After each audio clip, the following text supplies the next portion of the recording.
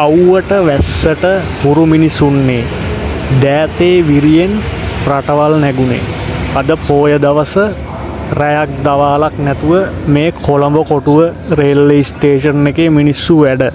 කොළඹ කොටුව station එකේ 3 වෙනි වේදිකාවට අදාළ දුම්රිය මාර්ගය නවීකරණය කරනවා මේ දවස්වල සමාජ මාධ්‍ය තුල ඔයගොල්ලෝ දකින්න ඇති. මේ පේන්නේ ඒක.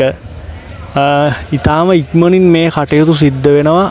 ඊටාම වේගයෙන්. මොකද දැන් දවස් 3ක් 4ක් වගේ වෙන්නේ මේක පටන් අරගෙන සම්පූර්ණයෙන්ම රේල් පාර ගලවලා ඉවරයි. ඊට පස්සේ මේක සමතලා කරලා ගල් රෝල් දාලා පහුගිය දවසේ තැළුවා. රැයක් දවාලක් නැතුව වැඩ මේ මිනිස්සු අද පෝය දවස දුම්රිය දෙපාර්තමේන්තුවේ මේ රට වෙනුවෙන් වැඩ කරන අයට ජය වේවා, රටට ජය වේවා. ඉතින් දැන් ගල් අතුරලා තියෙන්නේ අද මම මේ උදේ දැක්කේ අද සිල්වර අතුරනවා. ඉතින් ඉතුරු වැඩ ටිකත් ඉක්මනින් සිද්ධ වෙයි. මේ තියෙන්නේ සිල්වර එහෙම ගෙනල්ලා තියෙන්නේ කොන්ක්‍රීට් සිල්වර. කලින් තිබුණේ අවුරුදු ගාණක් පාවිච්චි කරපු දිරපු ලී සිල්වර ඒවා අයින් කරලා දැන් අලුත් කොන්ක්‍රීට් සිල්වර දානවා.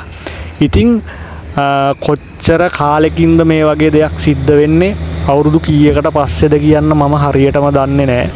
දන්න කෙනෙක් ඉන්නවා නම් කමෙන්ට් එකක් දාන්න කොච්චර කාලෙකින්ද මේවා සිද්ධ වෙන්නේ කියලා. මොකද අවුරුදු 20ක් 30ක් මේ කොටුව ස්ටේෂන් එක පාවිච්චි කරලා තමන්ගේ රැකියාවට ගියපු රජයේ සේවකයෝ, පෞද්ගලික අංශයේ සේවකයෝ ඕන තරම් ඇති.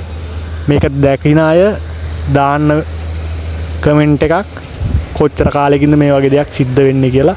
ඉතින් ජය වේවා.